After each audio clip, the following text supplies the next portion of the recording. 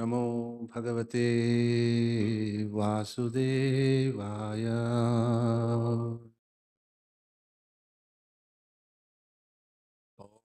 नमो भगवते वासुदेवाय।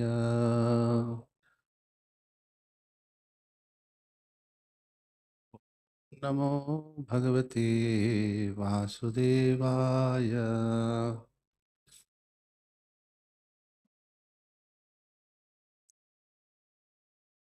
Reading from Srimad Bhagavatam, Canto 10, Chapter 4, entitled The Atrocities of King Kamsa, text number 21.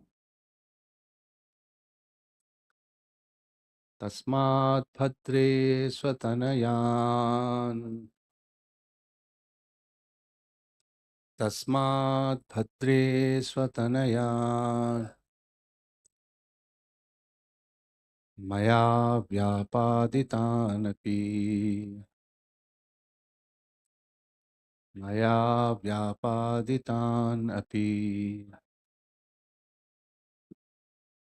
Manusocha Yatah Sarvaha. Manusocha Yatah Sarvaha. Swakritam Vindate Avasaha. Swakritam Vindate Avasaha. Tasmad Bhadre Swatanayan. Maya Vyapaditan Api. Manusocha Yatah Sarvaha. Swakritam Vindate Avasaha.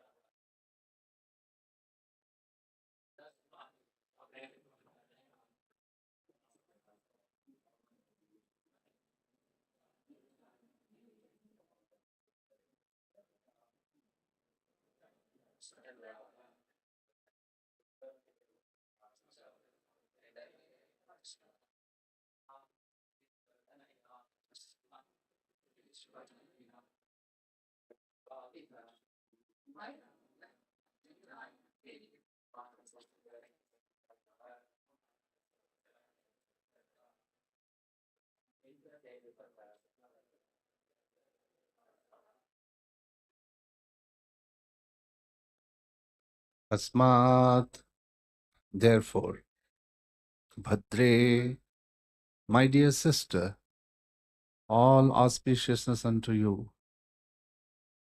Swatanayan, for your own sons. Maya, by me. Vyapaditan, unfortunately killed. Api, although.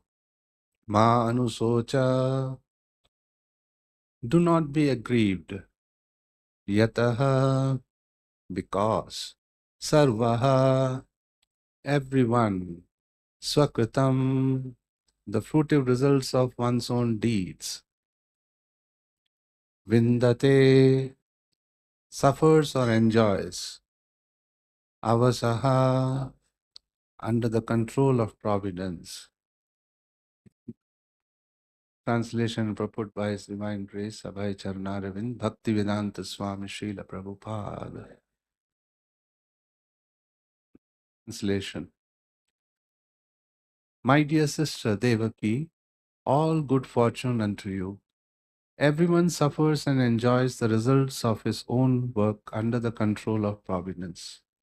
Therefore, although your sons have unfortunately been killed by me, please do not lament for them. Please repeat the translation. My dear sister Devaki, all good fortune unto you. Everyone suffers and enjoys the results of his own work under the control of providence. Therefore, although your sons have unfortunately been killed by me, please do not lament for them. Purport by His Divine Grace Abhay Charana Ravind Bhaktivedanta Swami Srila Prabhupada. As stated in the Brahma Samhita, Yastrindra Gopam Athavendram Aho Swakarma Bandhanurupa Phalabhajana Mathanoti Karmani Nirdhate Kintu Cha Bhakti Bhajan Govindamadi Purusham Tamaham Bhajami. Everyone, beginning from the small insect known as Indragop up to Indra, the king of the heavenly planets, is obliged to undergo the results of his fruitive activities.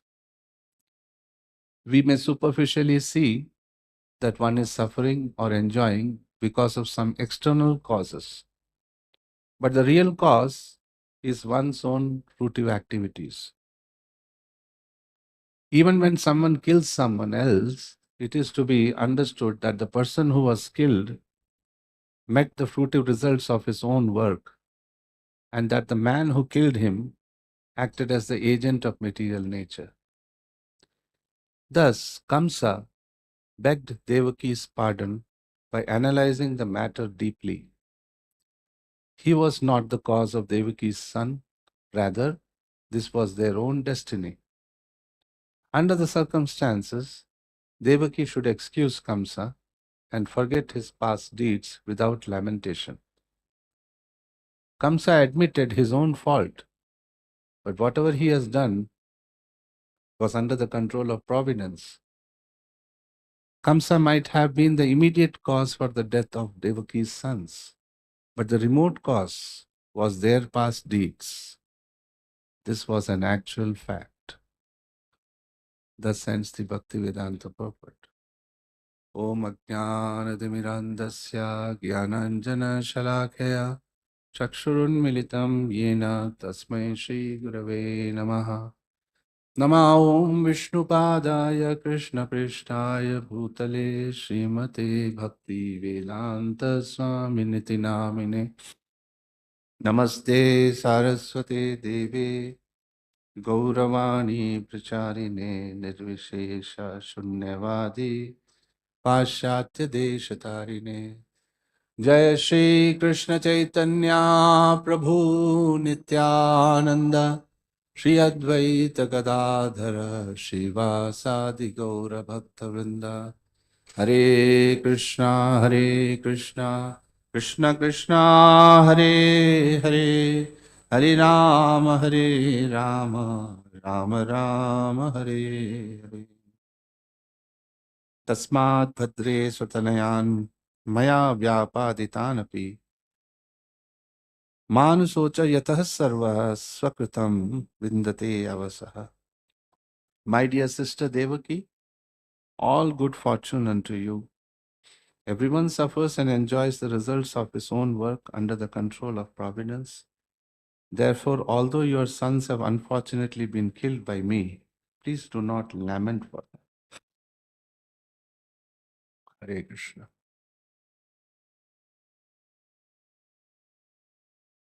I'm blessed to be given an opportunity to speak on Bhagavatam, and I seek the blessings of all the senior Vaishnavas Maharaj to speak some things on this verse.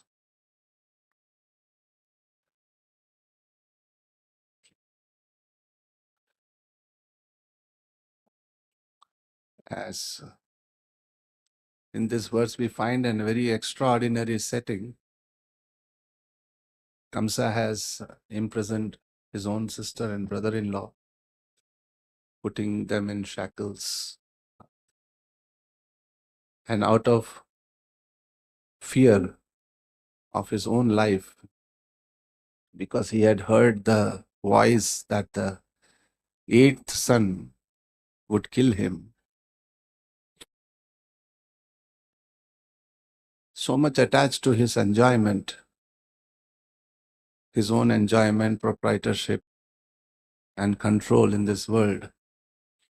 He was under the illusion that he could control a destiny that was beyond himself. He mercilessly murdered 6 infant babies, brutally, directly in front of the eyes of Devaki and Vasudeva. We know in a loving and caring mother and father, then they carry a child. The mother carries the child in the womb for so many months. They are so eager. It's perhaps, you can say, the ultimate happiness on a material level for a family life when the baby is actually born.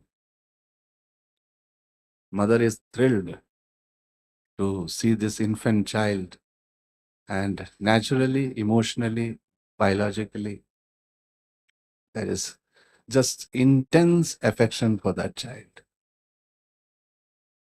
The first glance at the child that has been given to you, can you imagine 6 consecutive times at the moment of birth, your own brother coming and viciously smashing the child against a rock in front of your own eyes?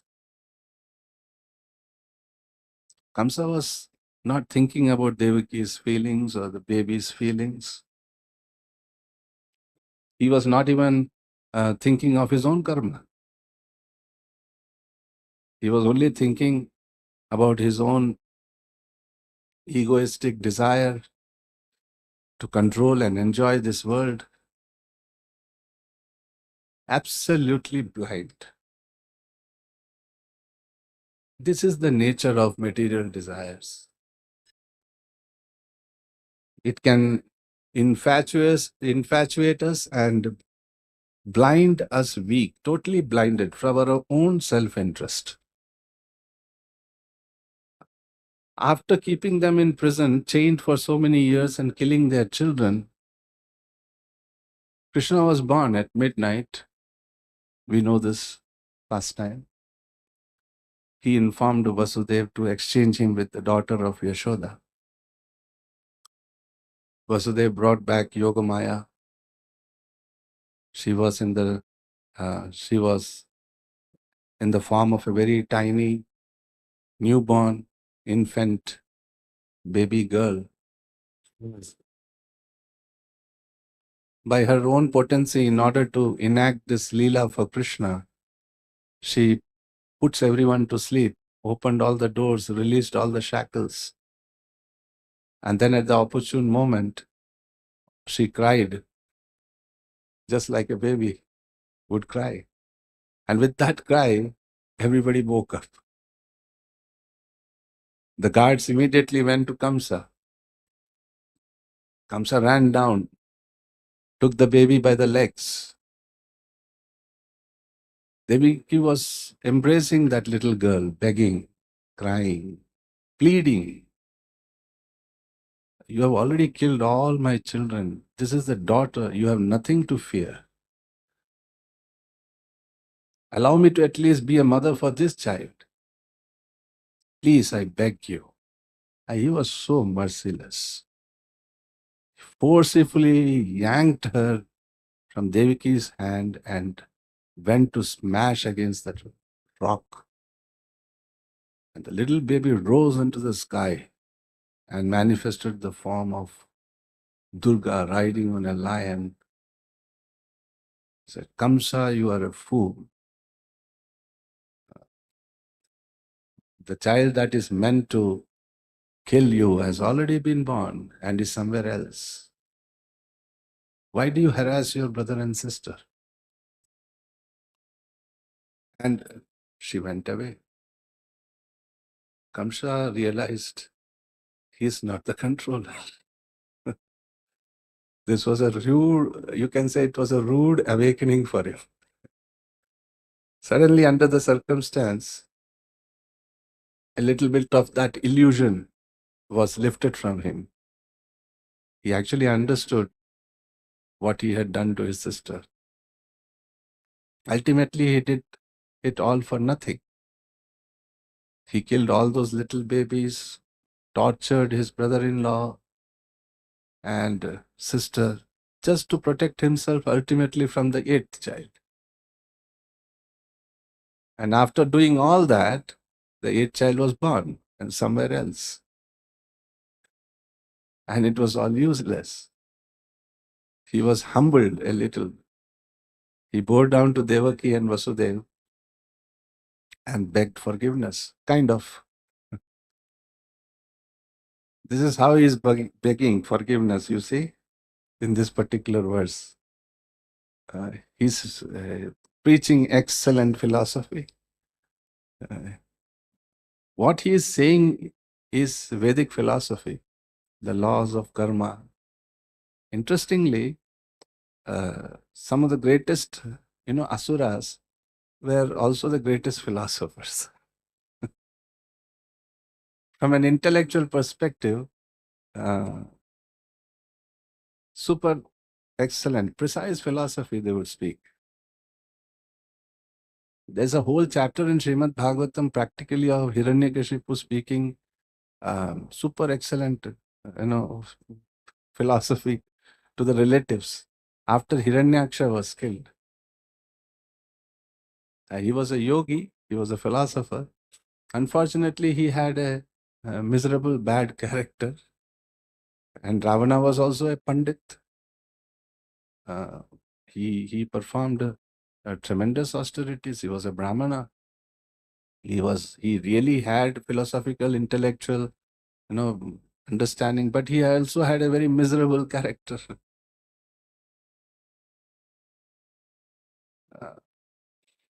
I think there was a conversation between Prabhupada and a particular lady who was working on her PhD. I believe she was from Australia, and she was asking Prabhupada questions. And she was asking Prabhupada how it is that the Indian gurus were coming to America, and what was the effect on the American and European culture. And Prabhupada asked, what culture are you talking about? The cow is your mother. She is giving you milk. You then kill the cow and drink her milk and drink her blood and eat her flesh. What is that? What kind of culture is that? And she said, well, we do not follow your religion.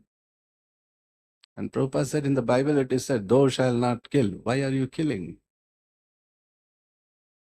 And it went back and forth. And finally she said, she saw that she was not really getting what she wanted. In fact, as far as her thesis was concerned, she was not getting anything from Prabhupada. So she said, Prabhupada, let us discuss your philosophy. And Prabhupada's words, I heard this in a tape. It was like a thunderbolt, of significant teaching. Prabhupada said, philosophy without character has little or no meaning.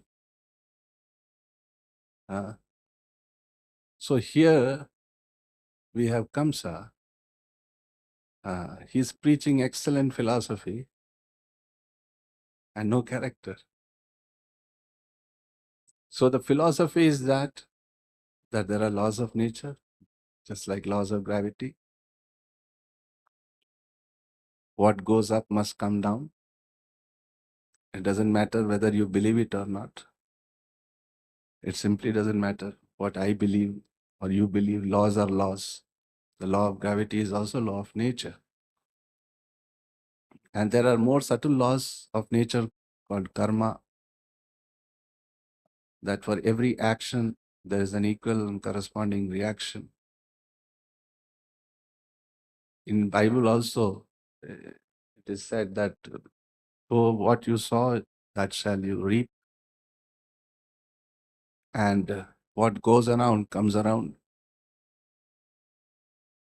So this is a law. It doesn't matter what we believe. So Prabhupada said, whether you believe fire will burn or not, when you put your hand in the fire, it will burn. Belief is not a any question. Whether you understand it or not, whether the grown-up puts his hand in the fire or a newborn baby puts his hand in the fire, it's going to have the same effect. Because that's the law of nature. And therefore we cannot get away with anything. Both our spiritual advancement as well as our material karmic situation is dependent upon what uh, the karma is, what's stored for us. Krishna sees all this.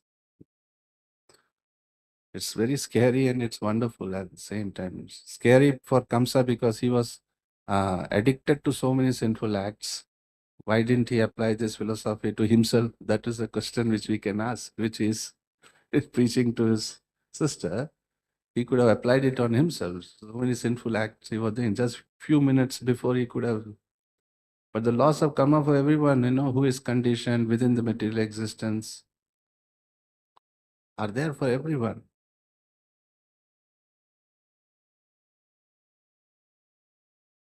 Prabhupada said one place, do not blame the instrument of your own karma. The way, the devotees see things. Tattenu kampa susumikshamanaha. And whatever comes upon us, instead of blaming other people, we understand that this is my destiny. Due to what I have done in the past, this is just coming back to me.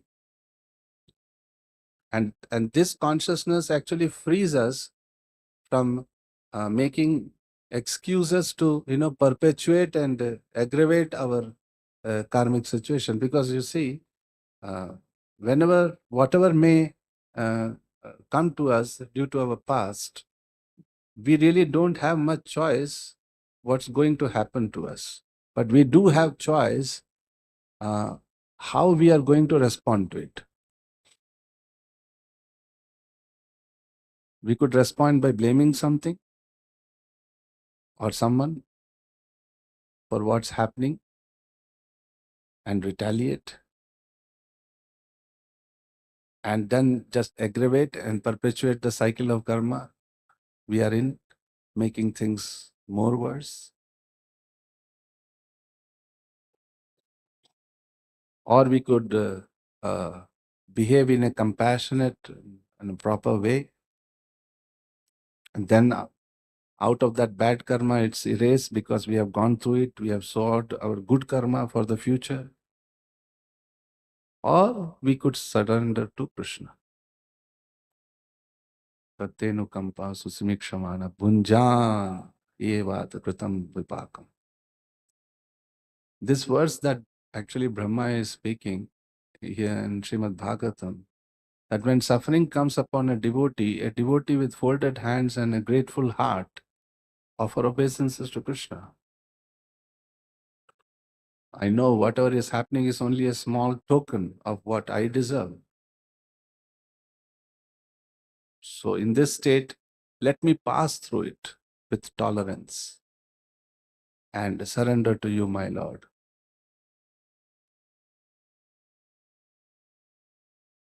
And one who does that, the supreme liberation is that person, that becomes a person's rightful claim. Because Krishna is so pleased. So Kamsa is speaking from a philosophical point of view very precisely. And Prabhupada in the purport is agreeing with everything Kamsa says. Yes, by the power of providence, we are responsible for our own acts. And therefore, these children who died from Kamsa, Kamsa is the instrument, he was the agent. And Devaki and Vasudev, he was the agent to make them suffer by seeing their children die. So Kamsa in saying, don't be mad at me. Don't lament.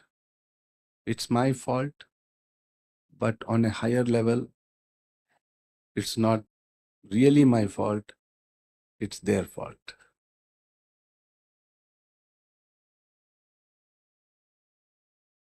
There is a verse in the second chapter in Bhagavad Gita, Ubhau tau na vijani to nayam hanti na hanyate.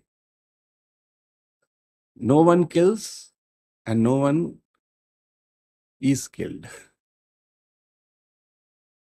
Anyone who thinks that there is someone is the killer and someone is killed, he doesn't know.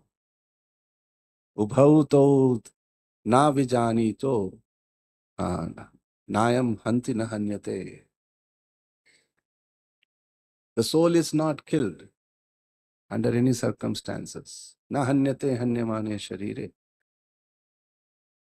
And even though the body may be killed, still, that's not exactly due to the person who did the killing. That's indicated here. One is killed on account of his past karma. Yes, intrugopam athavendram mahotsva karma. From the Lord Indra, who is the king of the heaven, down to the tiny creature known as the Indragop, everyone is bound by the results of his karma, his past activities. Yes, Indragopa Matavendra Mahosva Karma, Bandhana Rupa, Phalabhajana Matanoti. Everyone gets what they deserve according to their previous activities. So here Kamsa indicates, I may have been the immediate cause of their death. I may have been the one who killed them, but I am not the remote cause. There's a higher cause, an ultimate cause in the form of their destiny. It was destined that they would die. I was just an instrument of their karma. But by their karma, it was inevitable. The immediate cause and the remote cause. Just like when you make a pot, the immediate cause may be the turning of the wheel. But behind that wheel is a worker or the potter who is making the pot. So there's an immediate cause. And in this case, Kamsa was the immediate cause of their death. But Kamsa says, behind me, there was a greater force at work by the arrangement of previous activities. By the arrangement of providence, in fact, he says. A destiny, fate, which means by the influence of their previous activities. It was inevitable that they would die in this way. So, manu socha, don't lament, he says. Saying, manu socha, don't lament. Nano sochitam arhasi. In the Bhagavad Gita also, Krishna tells Arjuna, there is no need to lament for what's inevitable. You are going to have to kill Bhishma, Drona, and so many others, but their death has already been decided. Their death has already been decided. Maya hatam. They have already been killed by me. Maya hatam. It's already decided. They are going to die on account of their previous activities. They are going to die. Everyone has to die. Jatasya hi dhruva mrityu. For one who has born, death is certain. Why should you lament for something that is inevitable? And it's inevitable that they would die, and at this time, at this place, according to their karma. So, nimitta matra bhava sarvyasachi. It's my will that they die. And you should simply act as my instrument. Actually, everyone is acting as an instrument of Krishna, but indirectly. Just like Kamsa, he was acting as Krishna's instrument, but not because he was following Krishna's instruction, not because he was acting with devotion for Krishna, but impelled by his own karma. He was acting as an instrument of destiny to award the karma of these sons. How complicated it is. As an account of my karma, I give you your karma, and on account of your karma, you give karma. Everyone's giving and taking the results of karma. And no one can figure out where it begins, where it ends, how complicated it is. No one can find out the beginning or the middle or the end of it. But on account of this intricate chain of action and reactions of past activities and the results, everyone has a certain destiny.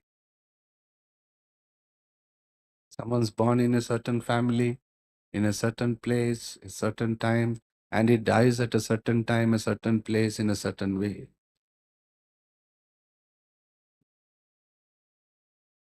All of these on account of his previous activities.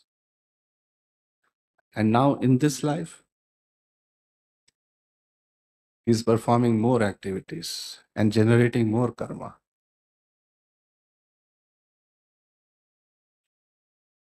He's getting some of the results of his previous activities, and he's performing activities for which he will get the results in the future. And the Puranas, this is described as being like a great chain of different kinds of activities and the results. For some activities, I'm getting the results now, supposed to, some sinful reaction, sinful activity in the past, and now I'm getting the result.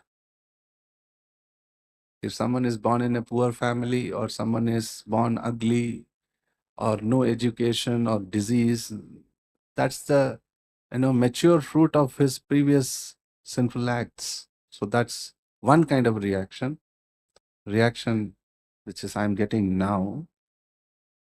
Just like someone has robbed the bank and now is put in the jail. So now he has to suffer. Or another kind of sinful reaction, he has done something, but he has not yet been caught up with him. That has not caught up with him yet. It will. It's just a question of time. But it has not yet.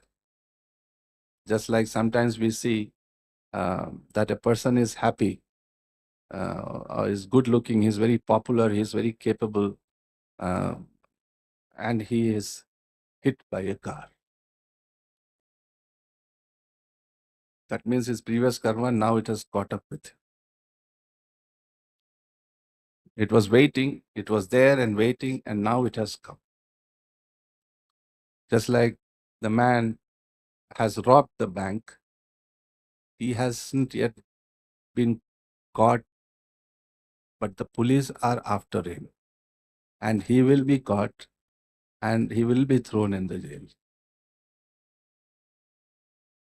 So it's sinful reaction for which the results are awaited, or awaiting, or waiting.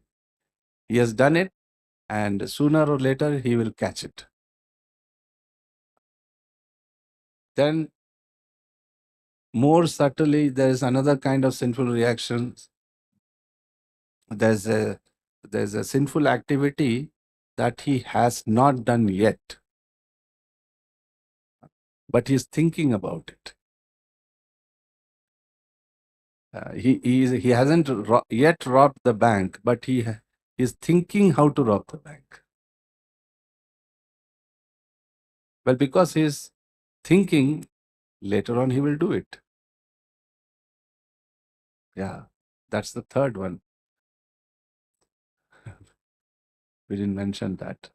So there are things I have got the reaction for, the things I have not yet got the reaction for, and that I did in the past. Then the thing that I am doing now, I am in the process of going and robbing the bank. Then they will catch me, and then they will put me in jail. The sinful reaction that I am suffering for now, the sinful action I will suffer for later.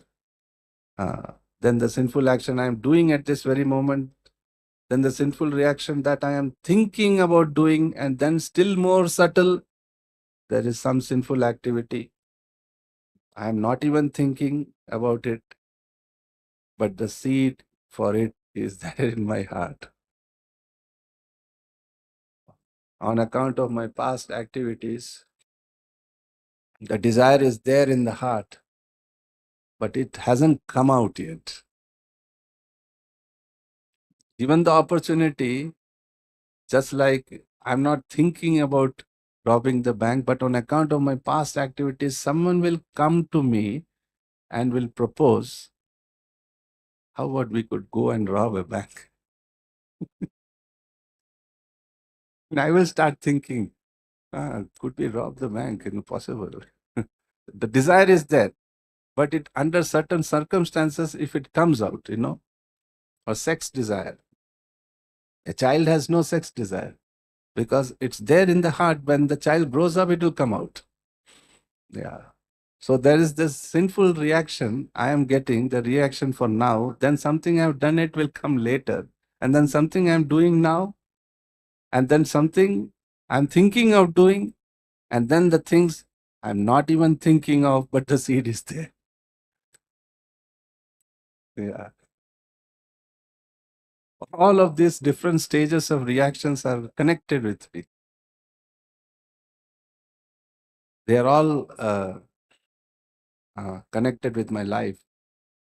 And at different points, I will have to suffer. And everyone according to his position, someone on account of his past activities has become Indra.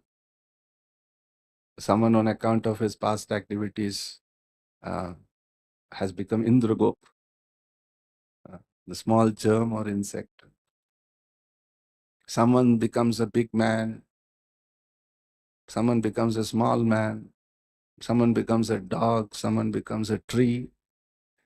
Someone becomes a monkey on account of previous activities. But karmani nirdhati kintu bhakti bhaja. Simply by pure devotional service, all of that karma is burnt up.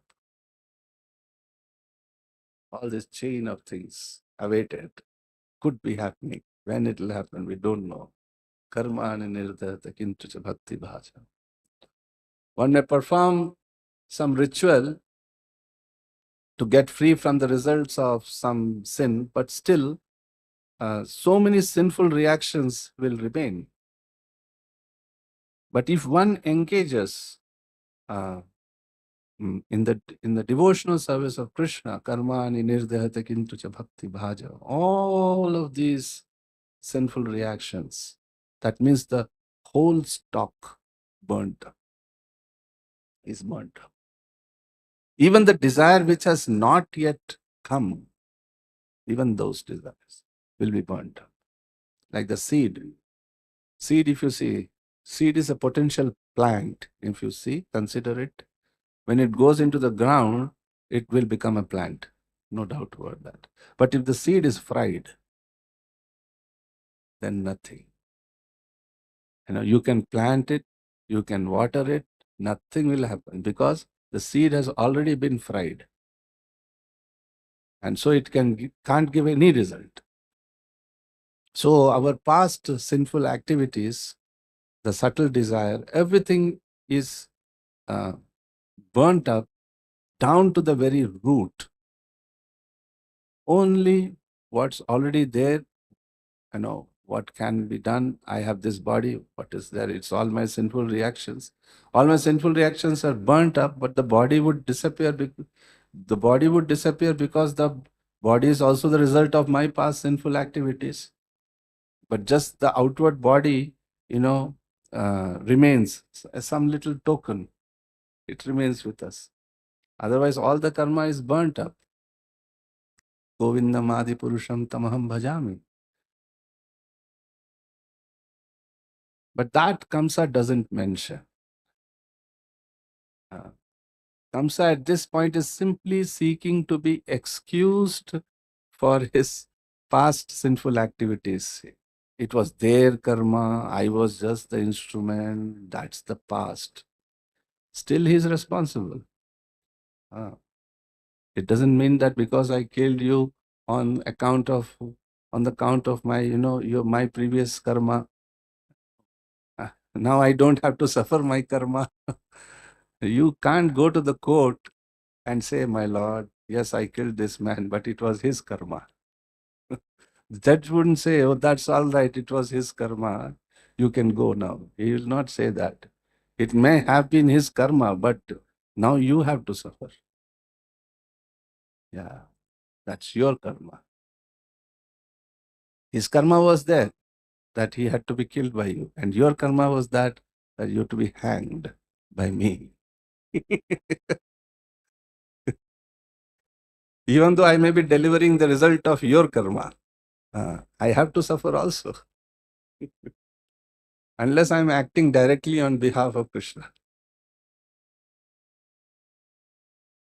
When I kill you as a result of your karma, I have to suffer, even though I'm indirectly carrying out the will of providence. I have to suffer. But directly, if I carry out Krishna's order, no reaction. Bhishmam cha dronam cha jayadhritam cha. Krishna says, I have killed all these people, Bhishma, Drona, Jayadratha, Karna. Now I am ordering you to kill them. There will be no reaction.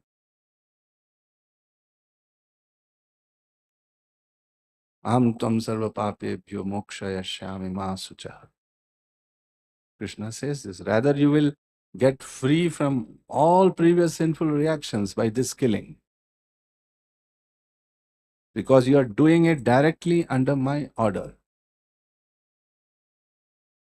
If I shoot somebody, then I will be hanged because I have committed a sinful activity. But when the judge hangs me, he doesn't have to suffer. Because it's the duty of the state that when you murder, when a murderer is brought before the person, you have to give punishment to that person. He is acting on as an agent of the state, sitting there as a judge. And when we act directly as the agents of Krishna, under Krishna's order, then no reaction.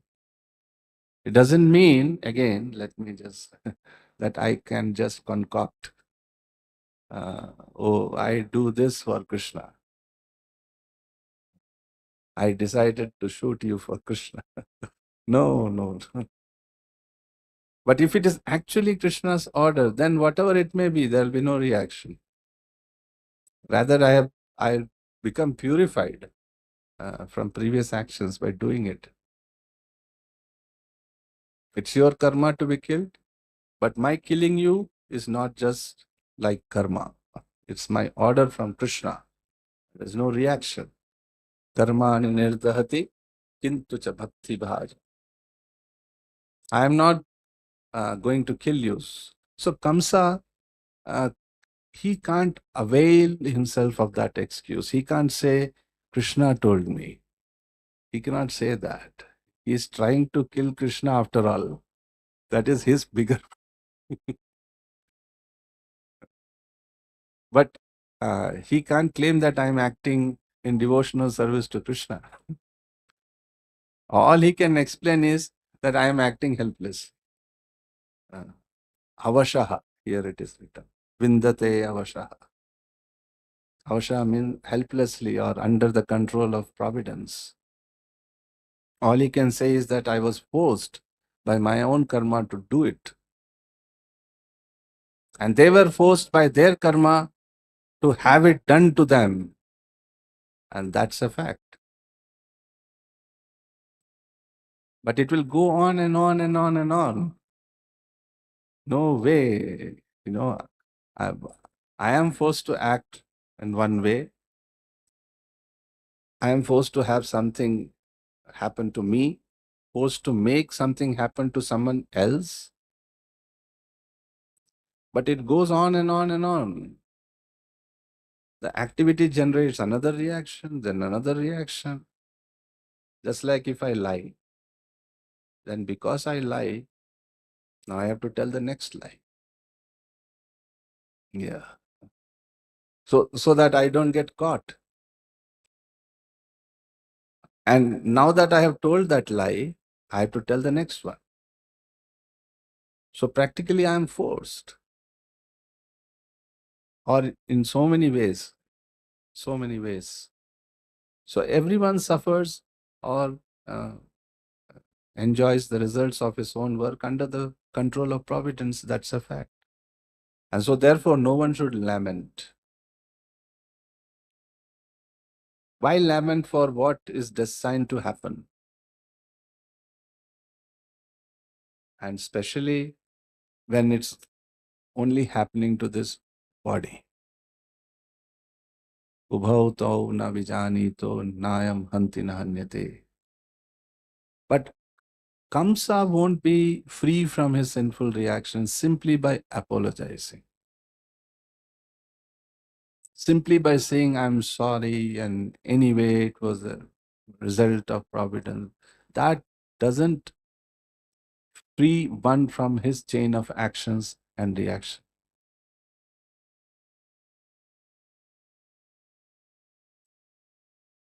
It's only free by surrendering to Krishna. And therefore, Krishna says, Sarva dharman parityajya mamekam sharanam bhaja. Just surrender unto me. Aham tvam sarva papebhyo mokshaya shyami masucha. Hare Krishna. Stop here. Grantaraj Srimad Bhagavatam ki jai. Jagat Guru Srila Prabhupada ki jai. Gaur Premanande Hari Hari Bo.